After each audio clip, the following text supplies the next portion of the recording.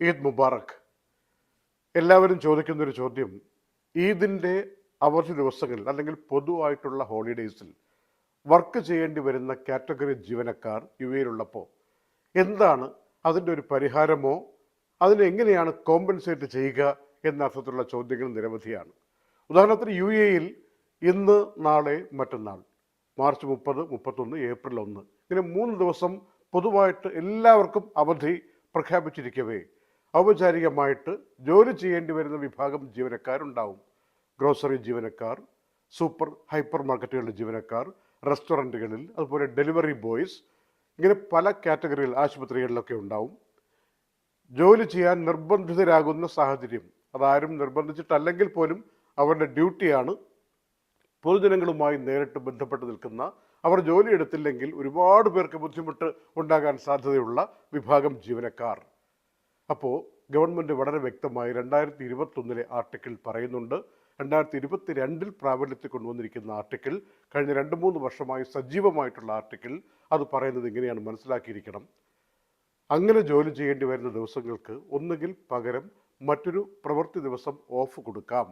അതല്ലെങ്കിൽ ഈ ജോലി ചെയ്യുന്ന ദിവസത്തെ അടിസ്ഥാന ശമ്പളം എത്രയാണോ അതിൻ്റെ പകുതി കൂടി, ആ ദിവസത്തിൻ്റെ അടിസ്ഥാന ശമ്പളത്തിൻ്റെ പകുതി കൂടി അന്നത്തെ ദിവസത്തെ ശമ്പളവുമായി കൂട്ടിച്ചേർത്ത് വെച്ച് കൊടുക്കണം. ഉദാഹരണത്തിന് 2000 ഒരാളുടെ ശമ്പളമെങ്കിൽ ഒരു ദിവസത്തെ ശമ്പളം ആവറേജ് വരുമ്പോൾ 66.66, അത്രയും ദർഹമായിരിക്കുമല്ലോ ഒരു ദിവസം ശമ്പളം.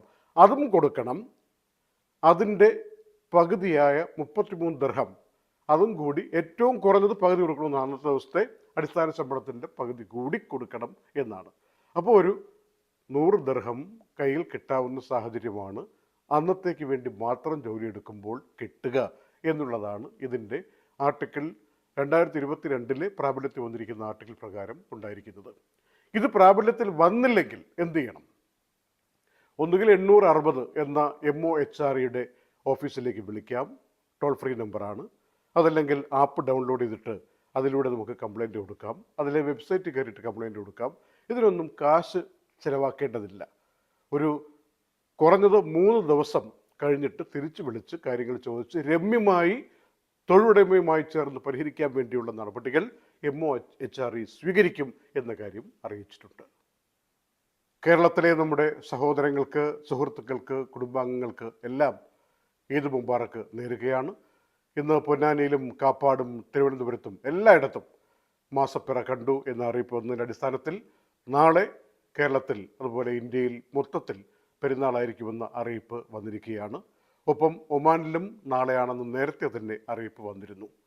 അതുപോലെ മറ്റു പല രാജ്യങ്ങളും നാളെ പെരുന്നാൾ ആഘോഷിക്കുന്നത് Iran, Iraq, Pakistan, Bangladesh, Indonesia, Australia, പിന്നെ അങ്ങോട്ട് ലേശം പടിഞ്ഞാറോട്ട് പോകുമ്പോൾ ജോർദാൻ, സിറിയ, ലിബിയ, ഈജിപ്റ്റ് തുടങ്ങിയ രാജ്യങ്ങളിലും നാളെയാണ് പെരുന്നാൾ ആഘോഷിക്കുക. ഇതിനിടയിൽ ഗൾഫ് മേഖലയിൽ ഒമാൻ ഒഴികെയുള്ള 5 രാജ്യങ്ങൾ, UAE, സൗദി അടക്കം ഉള്ള 5 രാജ്യങ്ങളാണ് ഇന്ന് പെരുന്നാൾ ആഘോഷിച്ചത്.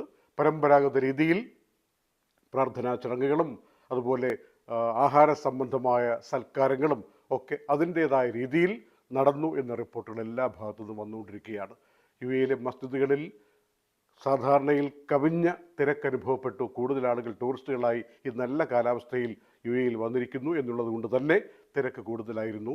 അബുദാബിയിലെ ഗ്രാൻഡ് മോസ്കിൽ, ബർദുബായിലെ ഈദ് മുസല്ല, ഈ സ്ഥലങ്ങളിലൊക്കെ വലിയ ജനത്തിരക്ക്, വിശ്വാസികളുടെ തിരക്കുണ്ടായിരുന്നു. കൃത്യസമയത്ത് തന്നെ നമസ്കാരം ആരംഭിച്ചു. പിന്നെ ഖുത്തുബ, അതിനുശേഷം പരസ്പരം ഹസ്തദാനം നൽകിയും ആശ്ലേഷിച്ചും ആശംസകൾ കൈമാറിയും ഒക്കെയാണ് മുന്നോട്ട് പോയത്. കൂട്ടത്തിൽ ശ്രദ്ധേയമായൊരു കാര്യം കൂടി, വരുന്ന നാളുകളിലെങ്കിലും റെസ്റ്റോറൻറ്റുകൾ പാലിക്കേണ്ടതായി തോന്നിയ ചില കാര്യങ്ങൾ. ഇന്ന് രാവിലെ ബ്രേക്ക്ഫാസ്റ്റിന് വേണ്ടി ദുബായിലൊക്കെ ഏതാണ്ട് എല്ലാ റെസ്റ്റോറൻറ്റുകൾക്ക് മുന്നിലും ക്യൂ എന്ന ഏർപ്പാട്. അത്രയ്ക്ക് ബ്രേക്ക്ഫാസ്റ്റ് കഴിക്കാൻ വേണ്ടി ആളുകൾ പുറത്തിറങ്ങിയിട്ട് പോകുന്ന ഒരു സംസ്കാരത്തിലേക്ക് എത്തിയിരിക്കുന്നു കുടുംബങ്ങളായിട്ട്. രണ്ടാമത്തെ കാര്യം, ഒരു 10 മണി കഴിയുമ്പോൾ തന്നെ ബിരിയാണി വിളമ്പുന്ന, മന്തി വിളമ്പുന്ന റെസ്റ്റോറൻറ്റുകളിലൊക്കെ ഇതേപോലത്തെ ക്യൂ. പാഴ്സലായിട്ട് സാധനങ്ങൾ വാങ്ങി വീട്ടിൽ കൊണ്ടുപോകാനോ, പാർക്കിൽ പോകാനോ, ബീച്ചിൽ പോകാനോ ഒക്കെയായിട്ടുള്ള വലിയ തിരക്ക് അനുഭവപ്പെട്ടു.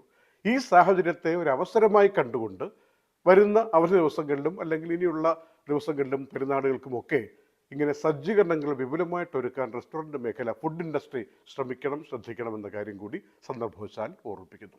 അന്താരാഷ്ട്ര രംഗത്ത് നിന്ന് ഒരു ഇരട്ടത്താപ്പ് നയത്തിൻ്റെ വാർത്ത കൂടി സൂചിപ്പിക്കാം.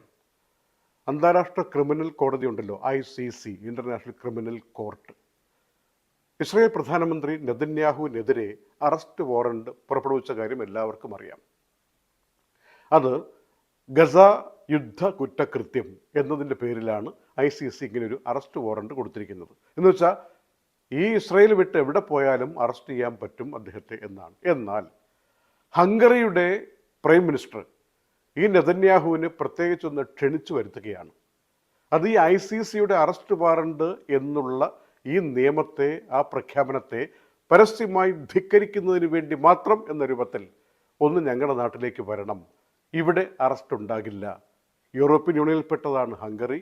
യൂറോപ്യൻ യൂണിയനിലെ ഏതാണ്ട് എല്ലാ രാജ്യങ്ങളും ഈ പറയുന്ന ഇൻ്റർനാഷണൽ ക്രിമിനൽ കോർട്ടിൽ അംഗങ്ങളാണ്. എന്നിട്ടും അറസ്റ്റ് ബാധകമല്ല പരസ്യമായിട്ട് പറയുന്നു. നിങ്ങൾ ഇങ്ങോട്ട് വരുമെന്ന് പറയുന്നു. ബുധനാഴ്ച പോകാൻ നെതന്യാഹു തീരുമാനിച്ചു എന്ന് പറയുന്നു. ബുധൻ മുതൽ ഞായർ വരെ അടുത്ത ആഴ്ച അവിടെ ഉണ്ടാകുമെന്ന് പറയുന്നു. ഇതൊക്കെ പരസ്യമായിട്ടുള്ള അന്താരാഷ്ട്ര നിയമലംഘനമാണ് എന്ന് പറഞ്ഞുകൊണ്ട് മറ്റു പല രാജ്യങ്ങളും പ്രവർത്തകരുമൊക്കെ രംഗത്ത് വരികയും ചെയ്യുന്നൊരു അന്തരീക്ഷം ഇന്ന് മാർച്ച് 30 പ്രകടമായിരിക്കുകയാണ്. Night updates supported by Thasi gold and diamonds, Akbar travels, Partha signature Abu Shagara Sharjah, cuties international, time express cargo, Marmam dairy, TMG global business setup, 123 cargo, prime medical centre, auto cart used cars, Ayush care, lucky centre, Kalyan jewellers, Lulu, gold star rent car, Ayurmana ayurveda and panchakarma centre, Hashim hyper market,